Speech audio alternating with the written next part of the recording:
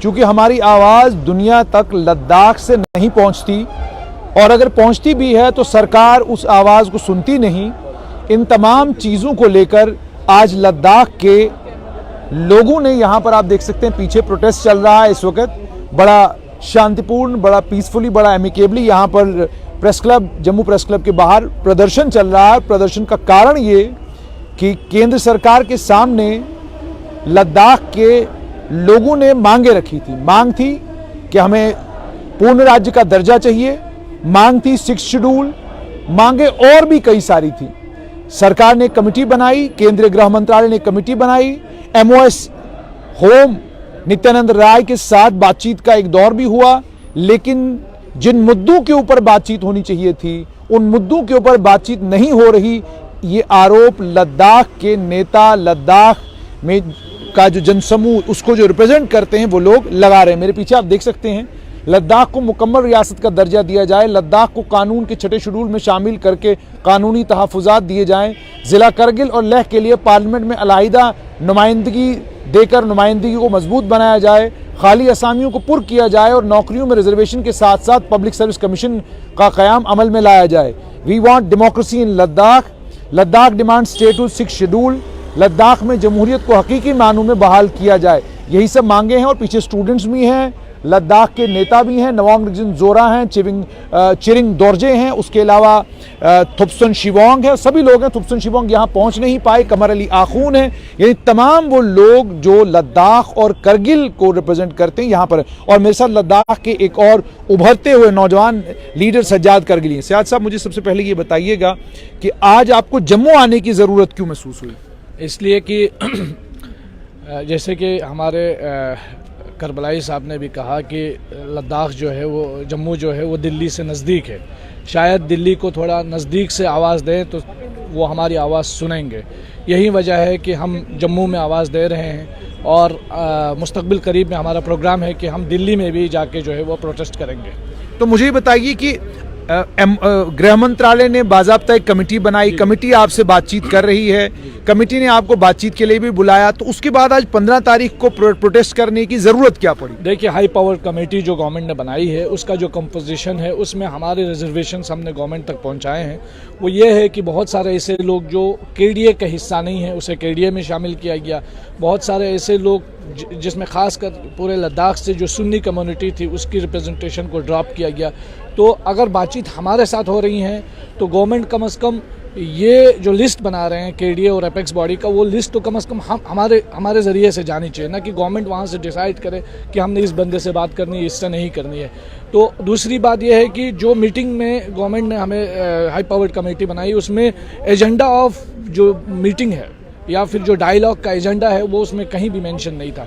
तो हमने गवर्नमेंट से ये रिजेक्ट नहीं किया है, हमने गवर्नमेंट को ये कहा है कि इसको रिविजिट करें और एजेंडा में हमारी जो 4 डिमांड्स हैं उसको शामिल किया जाए और कंपोजिशन जो है उसको ठीक किया जाए। हम डायलॉग के लिए तैयार हैं, हम डायलॉग सरकार से ही करना है और हर चीज़ टेबल पे ही हल होगी, ये हमें इस बात का यकीन है।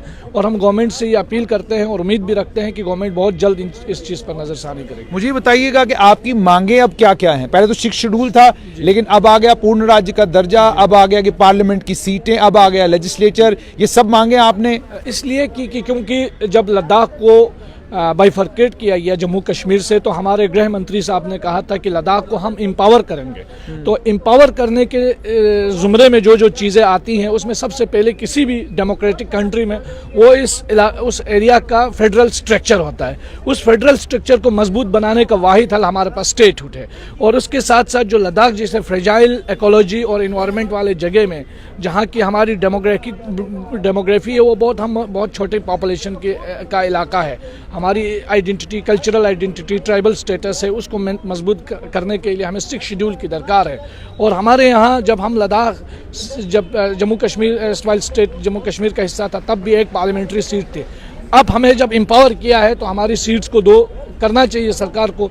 और फिर जो जॉब रिजर्वेशन है, अगर पहले हमारे बच्चे जो है जम्मू कश्मीर स्टेट में हमारे बच्चे जो है वो जॉब के लिए अप्लाई करते थे तो उनके लिए रिजर्व सीट्स हुआ करती थी, लेकिन अब पूरे भारत के साथ जो उस लेवल पे लाने के लिए आपको इक्वल अपॉर्चुनिटीज़ देनी पड़ेंगी। जब इक्वल अपॉर्चुनिटीज़ की बात करेंगे तब इक्वल राइट्स की हम बात कर सकते हैं। तो यहाँ इक्वल अपॉर्चुनिटीज़ ही नहीं है, तो उस लेवल पे लाने तक हमें जॉब रिजर्वेशन चाहिए। हमारे यहाँ पब्लिक सर्विस कमीशन का क़याम अमल में लाया जाना चाहिए, और अगर पब्लिक सर्विस कमीशन का क़याम नहीं ला सकते हैं अमल में गवर्नमेंट भारत सरकार, तो जिस तरह जम्मू कश्मीर हाई कोर्ट लद्दाख और जम्मू कश्मीर के लिए चल रहा है, तो Jammu Kashmir public service commission के तहत लद्दाख के लिए रिक्रूटमेंट का एक सिलसिला शुरू होना चाहिए, ताकि हमारे यहाँ जो बढ़ती हुई बेरोजगारी है, फ्रस्ट्रेशन है यूथ्स के दरमियान, वो ख़त्म हो। मुझे ये बताइए सियाद साहब, अब आपको कहीं ये तो नहीं महसूस होने लगा कि जम्मू कश्मीर से अलग होने का हमको फ़ायदा नहीं नुकसान हुआ है, या आपको ये लगता है फ़ायदा तो हुआ है लेकिन कुछ और चीज़ें मिल जाएं तो हमारे तहफ़्फ़ुज़ात और हो जाएंगे और सियासी तौर पर हम और ज़्यादा मजबूत हो जाएंगे? देखिए, अगर हमारी ये जो 4 डिमांड्स है अगर ये पूरी होती हैं तो जाहिर सी बात है उसका फ़ायदा ही फ़ायदा होगा हमारे लिए,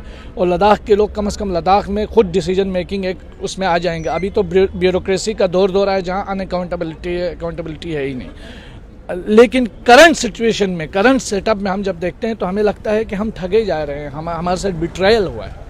आपको लग रहा है आपके साथ बिट्रेयल हुआ? वो कैसे महसूस होता है आपको बिट्रेयल हुआ? क्योंकि आज हमारे जवान जो है, बेरोजगार नौजवानों की तादाद बढ़ती जा रही है, यूथ्स के अंदर फ्रस्ट्रेशन बढ़ते जा रहा है। सरकार वादे पे वादे तो करती है, लेकिन आप देखें कि हमारे जो हिल काउंसिल एक वाहिद डेमोक्रेटिक इंस्टीट्यूशन था, उसके पावरात भी उनके पास नहीं रहे। अब लैंड के ऊपर जो है वो एलजी एडमिनिस्ट्रेशन का सारा कुछ इख्तियार है। तो ये बहुत सारी चीज़ें इसी है। अब धीरे धीरे हम देख रहे हैं बहुत जल्दी 20,000 एकड़ ज़मीन जो है वो कॉरपोरेट सेक्टर को दिए जाने की बात हो रही है लद्दाख के अंदर। तो वहाँ का इन्वायरमेंट, वहाँ की इकोलॉजी, वहाँ का अनएम्प्लॉयड यूथ, वहाँ का फेडरल स्ट्रक्चर, वहाँ की रिप्रेजेंटेशन, हर चीज़ तो छीनी जा रही है। तो अब एक आदमी जिसका घर अगर झोंपड़ी हो और छोटा सा टूटा फूटा मकान हो, लेकिन उसका मालिक वो खुद हो, चाबी उसके पास हो, तो वो सबसे ज़्यादा अमीर है बनिस्बत उसके कि जिसके पास आलीशान महल हो लेकिन चाबी किसी और के हाथ में हो और वो सिर्फ आंखों से नज़ारा ही कर सके। मुझे ये बताइएगा कि जब ये लद्दाख में आपने एपेक्स बॉडी बनाई, ये सब चीज़ों की शुरुआत आप लोगों ने की, उस वक्त भारतीय जनता पार्टी के नेता और आपके लद्दाख से मेंबर पार्लियामेंट आपके साथ थे। बिल्कुल थे। लेकिन अब जानना चाहता हूं कि स्थिति क्या हुई है, वो आपके साथ क्यों नहीं है? और ये भी कहीं से आवाज़ें आ रही हैं कि लद्दाख में एक समूह है जो आपके साथ खड़ा नहीं है, जो मानता है कि ये इन मांगों को ठीक नहीं मानता और जो अभी की जो स्थिति है उसको ठीक मान रहा है। देखिए, लद्दाख के मुसलमान और बुद्धिस्ट कम्युनिटी, लद्दाख का लेह और करगिल का बहुत सारे डिफरेंसेस थे। हम उन तमाम डिफरेंसेस को बुलाकर सिर्फ अपने वजूद की खातिर, अपने एग्जिस्टेंस की खातिर एक प्लेटफॉर्म पे जमा हुए हैं। हम बहुत सारे मुद्दों पे डिसएग्री हो सकते हैं, लेकिन इन मुद्दों पे जो 4 मुद्दे हैं इन पे हम सब एग्री हैं। और इस एग्रीमेंट में सबसे पहले हमारे यहाँ हमारे जो MP साहब थे वो भी, और हमारे दोनों चीफ एग्जीक्यूटिव काउंसिलर्स वो भी शामिल थे। लेकिन आज वो किस हिसाब से गए हैं वो तो वो खुद ही बता सकते हैं, कहाँ से फरमान आया क्या है। तो जो हमारी लड़ाई है वो लद्दाख वर्सेस इस वक्त जो रूलिंग गवर्नमेंट के कुछ वफादार हैं, तो उनके बीच की एक प्रॉब्लम बन गई है।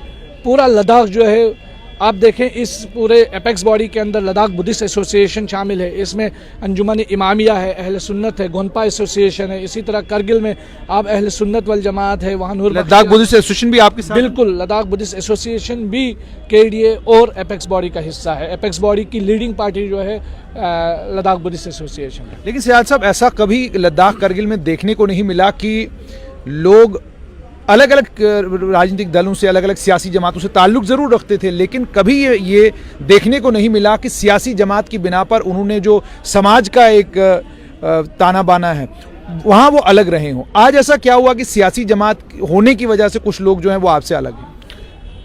मैं नहीं समझा आपका सवाल। मैं ये कह रहा हूँ कि सियासी जमातें पहले भी थी वहां पर, लेकिन जब लद्दाख को लेकर कोई मुद्दा आता, कोई मसला आता, आप तमाम लोग एक प्लेटफॉर्म पर होते थे और एक प्लेटफॉर्म पर आकर आप अपनी मांगे सामने रखते थे। लेकिन इस वक्त जैसे मैंने आपको कहा कि कुछ लोग हैं जो एक और सियासी जमात से ताल्लुक रखते हैं, आज वो आपके साथ खड़े होने के लिए तैयार नहीं। तो ये जो फर्क आया, इसकी वजह क्या है? वो फर्क पावर का फर्क है। आज उनके पास इख्तिदार है तो बहुत सारे लोगों को लगता है कि ये शायद इख्तिदार हमेशा रहेगा, तो वो उसी इख्तिदार के उसमें लय में जो है वो बह रहे हैं।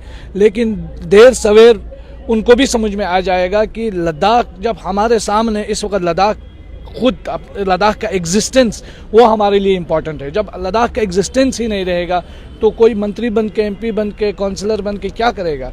इस वक्त जो लड़ाई है हमारे सेफगार्ड्स की लड़ाई है, ज़मीन की लड़ाई है, जॉब्स की लड़ाई है, आने वाले मुस्तकबिल की लड़ाई। सरकार का एटीट्यूड आपकी तरफ कैसा रहा है? सरकार का एटीट्यूड फ़िलहाल तो बहुत पॉजिटिव नहीं है।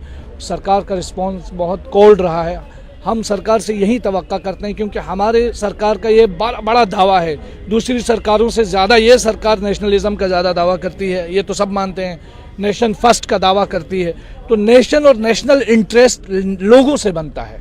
जब लोगों का इंटरेस्ट प्रोटेक्टेड नहीं हो, जब नेशन का इंटरेस्ट प्रोटेक्टेड नहीं हो, तो फिर आप किस नेशन की और किस नेशन फर्स्ट का नारा आपने 15 तारीख को एहतजाज करना है, ये खबर तो सबको थी। जी। क्या इसके बीच में कोई कोशिश की मरकजी सरकार ने आपसे बातचीत करने की कि आप जो एहतजाज ना करें, हम आपकी मांगे मानते हैं? नहीं, सरकार की तरफ से अब ये बातचीत हमें डायरेक्टली अभी तक सरकार की तरफ से कोई पैगाम नहीं आया है, कोई ऐसा सिलसिला शुरू नहीं हुआ है। अलबत्ता जो मुख्तलिफ ज़राए से हम तक बात पहुँची, ख़ासकर हमारे थुफ्तान साहब के ज़रिए या फिर कमर साहब के ज़रिए, तो उसके ज़रिए हमने ये पैगाम भी उनको भेजा है कि भाई आप इस कंपोजिशन को ठीक करें, हमारे डिमांड्स को एजेंडे का हिस्सा बनाएं, हम बातचीत के लिए तैयार हैं। तो मुझे अब ये बताएं कि आज तो आपने प्रोटेस्ट किया, आगे आप एहतजाज करेंगे, आगे फिर दोबारा एहतजाज होगा, जम्मू में रहेंगे, दिल्ली जाएंगे, क्या प्रोग्राम है? देखिए, ये तो हम पहले भी हमारी जॉइंट प्रेस कॉन्फ्रेंस थी, उसमें ऐलान हो चुका है कि 2023 और 2024 तक हमारा कैलेंडर इशू हो जाएगा और हमने इसके बाद जंतर मंतर जाना है, जहां मैंने धरना प्रदर्शन करना है। कम से कम 3 दिन का धरना प्रदर्शन जंतर मंतर में करेंगे। एहतजाज हम जारी रखेंगे जब तक सरकार हमारी बात नहीं सुनती। लद्दाख के लोग इस मुल्क की ताकत बनना चाहते हैं, इस मुल्क के लिए मजबूत एक दीवार बनना चाहते हैं। लद्दाख के लोगों को मुल्क की कमज़ोरी नहीं बनाया जाए, ये मेरी सरकार से अपील है। यानी आप यूनियन टेरिटरी में खुश हैं, आप ये भी नहीं चाहते कि जम्मू कश्मीर के साथ दोबारा आपको मिलाया जाए, क्योंकि कुछ एक सियासी जमातें हैं जिनका ये भी मानना है कि लद्दाख के लोग अब रिग्रेट कर रहे हैं और वो दोबारा से जम्मू कश्मीर का हिस्सा बनना चाहते हैं। देखिए, अब अभी इस वक्त जो लद्दाख के लिए इम्पोर्टेंस है, लद्दाख की यूनिटी, लद्दाख का आपसी तालमेल, और जिन मुद्दों को लेकर हमने तालमेल किया है वो हमारे ये 4 अहम मुद्दे हैं। तो इन चीज़ों को लेकर के हम सरकार से बात करना चाहते हैं, पॉलिटिकल प्रोसेस का हिस्सा बनना चाहते हैं। वापस जम्मू कश्मीर में जाने का या वापस 370 की डिमांड जो है वो पॉलिटिकल हिस्सा नहीं हो सकती। इसलिए नहीं हो सकती क्योंकि इस वक्त जो हमारी सरकार है वो खुद इस प्रोसेस का हिस्सा रही है। तो मुझे लगता है सबसे लॉजिकल जो लद्दाख की लीडरशिप ने, हम सब ने मिल करके ये जो तय किया है कि ये जो 4 अहम डिमांड्स है, यही हमारे मुस्तकबिल को बेहतर बनाने में काफ़ी मददगार साबित हो। बहुत बहुत शुक्रिया। सज्जाद करगिली थे, आपने इनसे सुन लिया कि इनका साफ तौर पर ये कहना है 4 मांगे हैं हमारी, इन 4 मांगों पर केंद्र सरकार को सोच विचार करना चाहिए। इन 4 मांगों को लेकर गंभीरता के साथ केंद्र सरकार को सोचना चाहिए। अगर केंद्र सरकार नहीं सोचती है तो हम जंतर मंतर पर धरना लगाएंगे, अगर केंद्र सरकार नहीं सोचती है तो हम